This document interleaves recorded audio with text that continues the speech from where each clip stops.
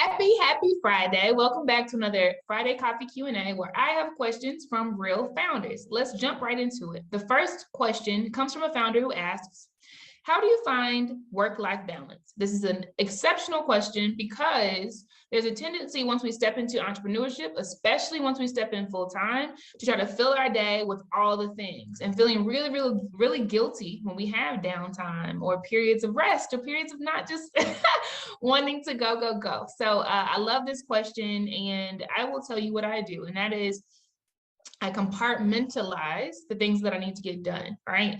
The things that I need to get done aren't exclusive to business priorities. It is truly rest, right? There are naps that I build into my work schedule, and I compartmentalize that part of my life, right? There are things that I need to do, such as take time away to be creative, right? To think, to breathe, to meditate, etc. So I would recommend that you take some of the philosophies from your traditional 9 to 5, where, on a weekly basis, there are certain reports that need to get done, right? And you know it. On a monthly basis, there are certain routines that need to happen, right? Not before then, not after then, but at that point in time. Same thing goes on a quarterly basis. And there were probably things you needed to do every single day, right? So I would lift that and drop it directly into your business model, right? So there are 7 days in a week, there are 24 hours in a day. For me, a lot of people that follow me personally know that Thursdays are production day. I block my calendar so that folks aren't able to access that portion of the day on my calendar, right? So production happens, content creation, recording, etc., right?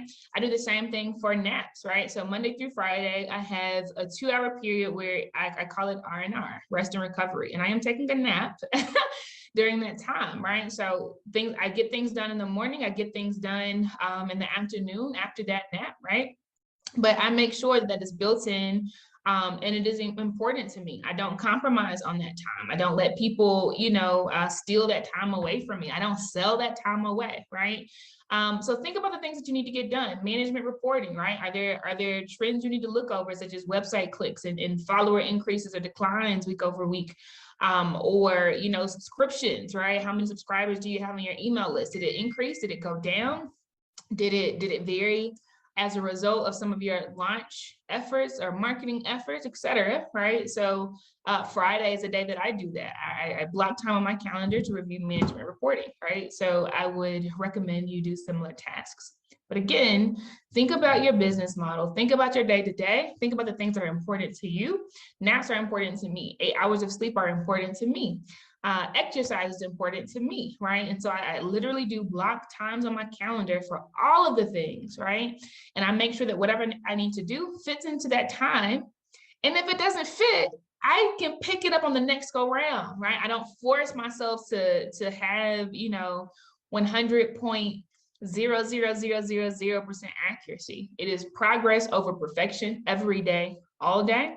It is iterating as you go and getting better and better with time, right? So that you actually get the experience and the reps and the feedback, right, from your clients, from your customers, from your partners, from those in your life, from yourself, right, to really assess what's working, what's not working, and tweak as you go. So that is my answer on how you achieve work-life balance, because it is absolutely important, and both sides, right, are important for your livelihood and entrepreneurship, especially when you are running and owning the business yourself.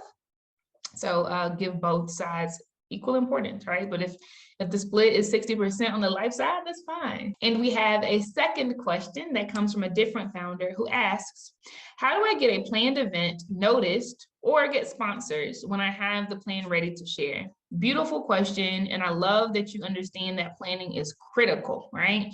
So let's say you're starting at T0, right? And a month is T+3, meaning 3 months away, right? You want to think about all of the things that need to happen before you even execute the strategy, so that some things that need to happen parallel can go ahead and happen. So what I would tell you is, you don't wait until the event is fully planned and executed before you grab the sponsors. You start pitching at the very beginning, right? Once you develop the concept, the topic, the date, the content, right? The things that will happen inside of that event.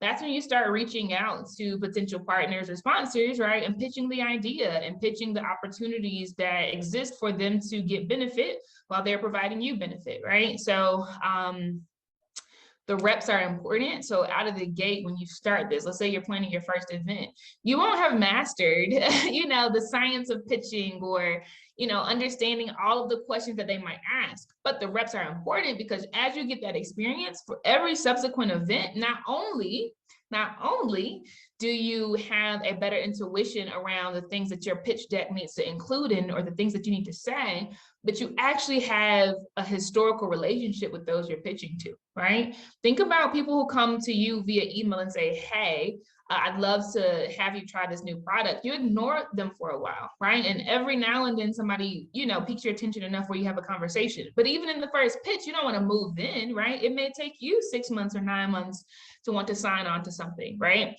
So the same is true for potential sponsors. So the reps are important so that you get better, right? You increase your acumen and your charisma, right? And your ability to really close a deal, but it allows you to get in front of, potential partners over and over again and show the ways that you've scaled and grown and brought your vision to fruition time and time again.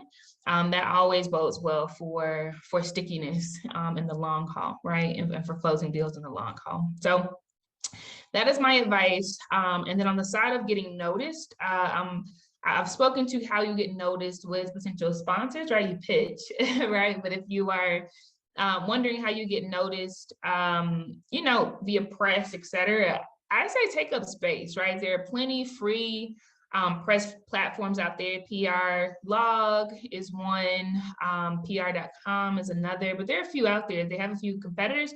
Make your own press, right? Publicize your own events across different social media platforms, right? Write on your own blog. Like, you have to make noise first, and then you give people something to notice, right? So I would definitely think about that on T0 as well, right? You can go ahead and create your copy, right?